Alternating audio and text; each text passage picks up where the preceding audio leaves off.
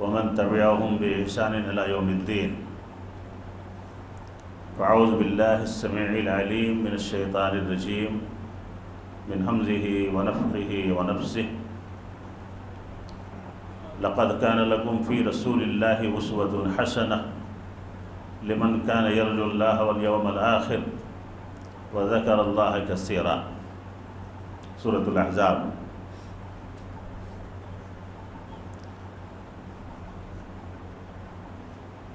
سیرت النبی صلی اللہ علیہ وسلم کہنے سننے ہم لوگ بیٹھے ہیں. اللہ رب العالمین ہمارے کہنے سننے کو قبول فرمائے اور سیرت النبی کے جو گوشے بھی ہم بیان کرتے ہیں اللہ تعالیٰ پوری عقیدت اور محبت کے ساتھ دل جمعی کے ساتھ ان واقعات کو ہمیں ازبر کرنے کی توفیق عطا فرمائے. کہنا سننا بڑی بات نہیں ہوتی ہے، ان چیزوں کو ازبر رکھنا اور وقتاً فوقتاً اسے دہراتے رہنا اور اس پہ عمل کرنے کی کوشش کرنا، یہ اللہ کی بہت بڑی نعمت ہے.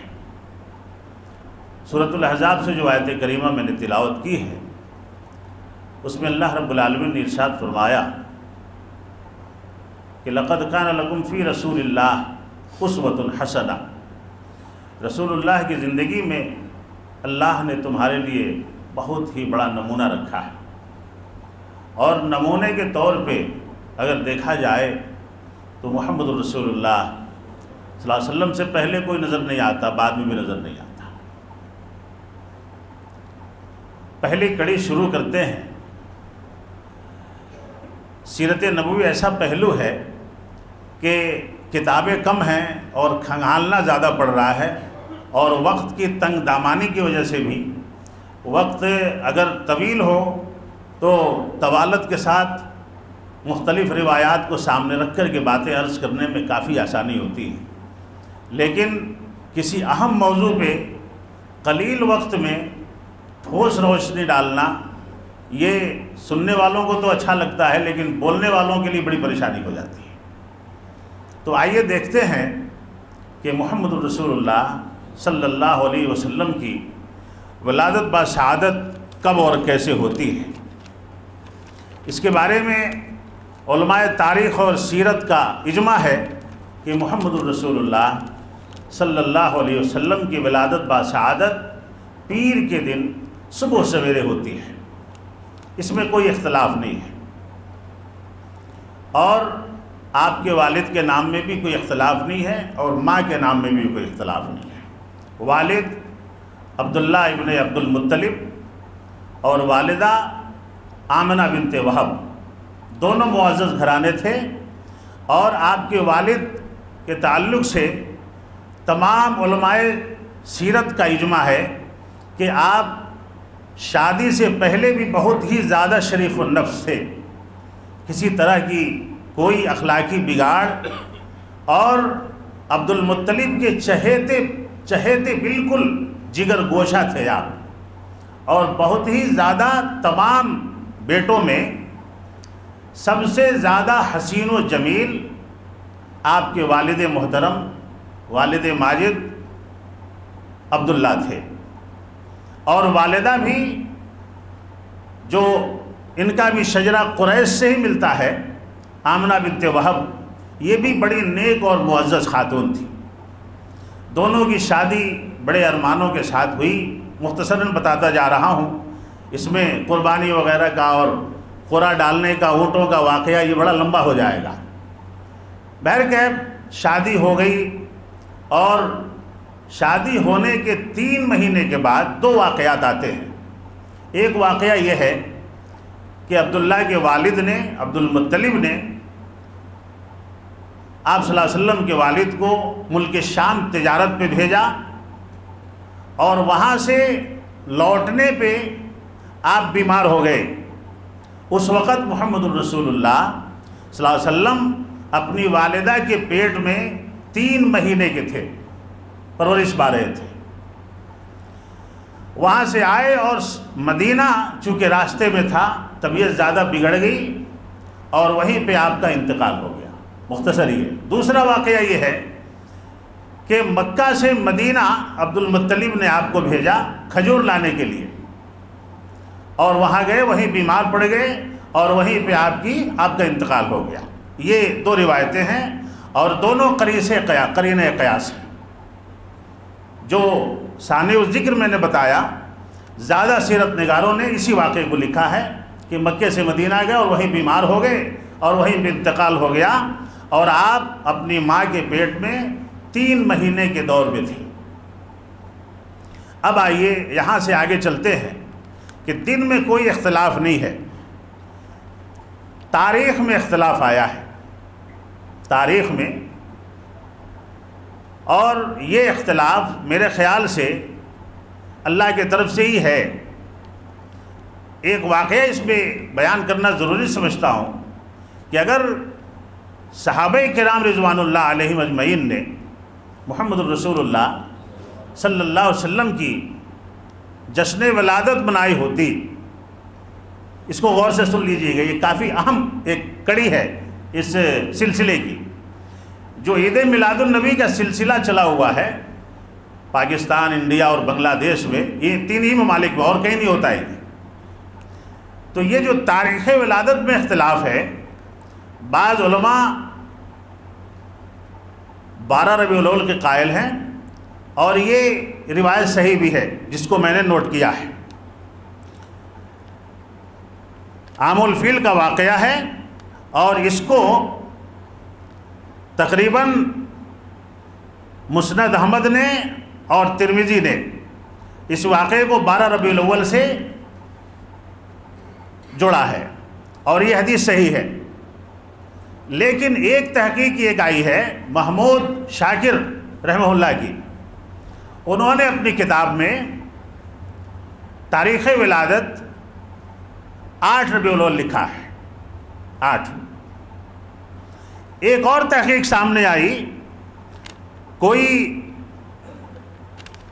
مصری ریاضیات اور فلکیات کے ماہر نے، انجینئر محمود پاشا جن کا نام ہے، ان کی تحقیق جو سامنے آئی، ان کا انتقال 1302 ہجری میں ہوا ہے، اور انہوں نے جو تحقیق کی، ان کی تحقیق میں محمد الرسول اللہ صلی اللہ علیہ وسلم کی ولادت باسعادت 9 ربیع الاول ہے۔ تینوں تاریخیں سامنے آئیں، اور یہ اختلاف ایک طرح سے ایسے ہے جو ابھی کڑی میں بیان کرنے جا رہا ہوں کہ جو عید میلاد النبی کا جو خرافات چلتا ہے ہمارے ہاں، اگر ایک تاریخ کوئی فکس ہوتی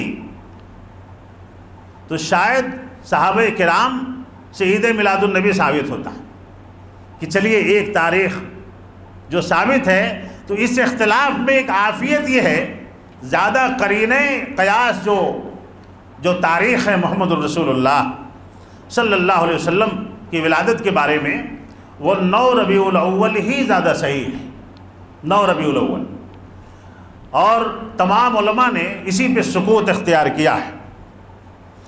ایک واقعہ یہ آتا ہے آپ کے ولادت کے تعلق سے کہ جب آپ اپنی ماں کے پیٹ میں تھے، مادر رحم میں تھے، جب آپ پیدا ہوئے تو حضرت آمنہ نے یہ واقعہ بیان کیا کہ جب آپ پیٹ میں پل رہے تھے تو آپ کے جسم سے ایک نور نکلا۔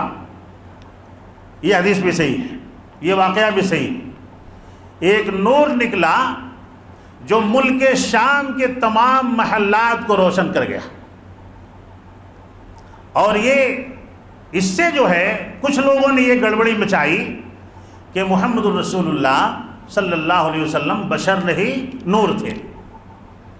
اب یہاں پہ ایک بات یہ توجہ طلب ہے کہ اللہ رب العالمین نے قرآن کریم کو نور کہا، نہ کہ محمد الرسول اللہ صلی اللہ علیہ وسلم کو۔ قد جاءکم من اللہ نور و کتاب مبین یہدی بہ اللہ، تحقیق کہ تمہارے پاس اللہ کی کتاب کی شکل میں نور آ گیا، اور اس کے ذریعے اللہ جسے چاہتا ہے ہدایت دیتا ہے۔ یہاں ایک نحوی ترکیب میں بتاتا چلوں، اگر نور اور کتاب الگ الگ چیز ہوتی جبکہ محمد الرسول اللہ صلی اللہ علیہ وسلم سے خود اللہ نے کہلوایا ہے قل انما انا بشر مثلکم، کہ آپ کہہ دیجئے کہ آپ ایک بشر ہیں، آپ نور نہیں ہیں۔ اور اس سے جو لوگ استدلال کرتے ہیں کہ اللہ کے نبی کی والدہ نے ایسا کہا کہ آپ کے بدن سے ایک نور نکلا جس سے ملک شام کی وادیاں منور ہو گئیں، محلات منور ہو گئے، اس واقعے سے اس واقعے کی کوئی دلیل نہیں ملتی ہے۔ جو احکامی آیتیں ہیں قرآن کریم کی، جب وہ ہمارے سامنے آ جاتی ہیں تو سارے معاملے ختم، ان پہ ہمارا ایمان لانا بالکل فرض ہو جاتا ہے۔ جس طرح سے صحابہ کرام کے سامنے جب کوئی قرآنی آیت یا محمد الرسول اللہ صلی اللہ علیہ وسلم کا فرمان آ جاتا تو آپ تمام چیزوں کو چھوڑ کر کے سب سے پہلے وہاں سر تسلیم خم کرتے تھے۔ تو اللہ نے اپنے نبی سے خود کہلوایا کہ آپ کہہ دیں کہ میں بشر ہوں، نور نہیں ہوں۔ ایک نحوی ترکیب میں بتا دوں، یہدی بہ اللہ، یہدی بہ اللہ، بہ میں ہی کی ضمیر جو ہے وہ واحد کی طرف لوٹتی ہے، نہ کہ تثنیہ کی طرف۔ عربی میں واحد اور جمع نہیں ہوتا، عربی میں واحد تثنیہ اور جمع ہوتا ہے۔ دوسرے زبانوں میں سنگولر اور پلورل ہوتا ہے، واحد اور جمع ہوتا ہے، لیکن عربی میں واحد کے بعد جمع نہیں آتا، تثنیہ آتا ہے۔ یفعلو، یفعلان، فعلا، فعلا، فعلت، ضربا، ضربا، ضربو، یہ گردان ہے عربی کی، یعنی ضربا کے بعد ضربو نہیں آتا، بیچ میں با الف زبر با آتا ہے۔ اس نے مارا، ان دونوں نے مارا، ان سب نے مارا۔ یفعلو اس نے کیا، یفعلان ان دونوں نے کیا، یفعلون ان سب نے کیا۔ تو یہاں پہ جو بہی کی ضمیر آئی ہے، یہ ہی کی ضمیر قرآن کی طرف لوٹ رہی ہے۔ اگر دو ہوتا، قرآن اور محمد یعنی نور کے ذریعے اللہ جسے چاہتا ہے ہدایت دیتا ہے، تو بہی کی جگہ بہیما ہوتا۔ کیا ہوتا؟ یہ ایک نحوی ترکیب ہے کہ اللہ ان دونوں کے ذریعے جسے چاہتا ہے ہدایت دیتا ہے۔ یہ بات یہاں قرآن سے ختم ہو گئی۔ اب ایک مسئلہ یہ آتا ہے ختنے کے بارے میں۔ بہت سارے لوگ یہ کہتے ہیں کہ محمد الرسول اللہ صلی اللہ علیہ وسلم ماں کے پیٹ سے مختون پیدا ہوئے تھے۔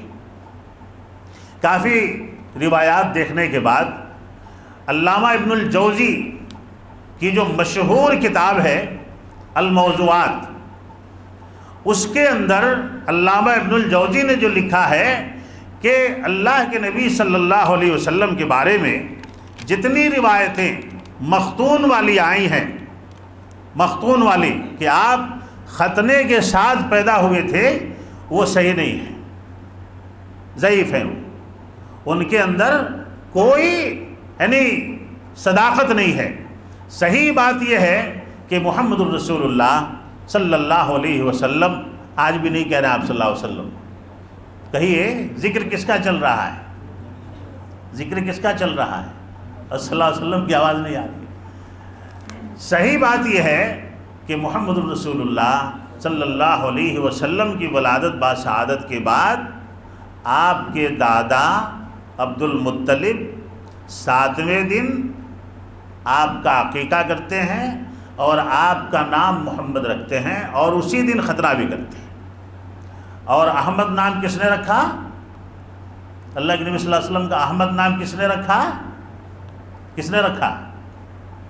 محمد کس نے رکھا؟ دادا نے۔ اور احمد کس نے رکھا؟ اللہ اکبر کبیرہ، اللہ اکبر کبیرہ۔ ہمارے نبی کا نام کس نے رکھا وہ ہمیں نہیں معلوم۔ ایک تو میں بتا ہی دیا کہ محمد نام عبد المطلب نے رکھا، اور احمد نام کس نے رکھا؟ آمنہ نے رکھا، یعنی والدہ نے رکھا۔ میرے دوست اور بزرگوں، یہ مختصر سی ولادت کی تاریخ تھی۔ اب انشاءاللہ اس کی اگلی کڑی جو آپ کے پالن پوشن کا اور دودھ پلانے کا جو واقعہ ہے، یہ بھی بڑا عجیب ہے۔ انشاءاللہ کل کے درس میں آپ کے سامنے میں ان واقعات کو رکھوں گا۔ اللہ رب العالمین سے دعا فرمائے کہ بار الہ ہمیں نبی کی سنت پہ چلنے کی توفیق عطا فرما، اور نبی کو اپنا آئیڈیل اور نمونہ بنانے کے اللہ ہمیں توفیق عطا فرما، آمین۔ وآخر دعوانا الحمدللہ رب العالمین، السلام علیکم ورحمۃ اللہ وبرکاتہ۔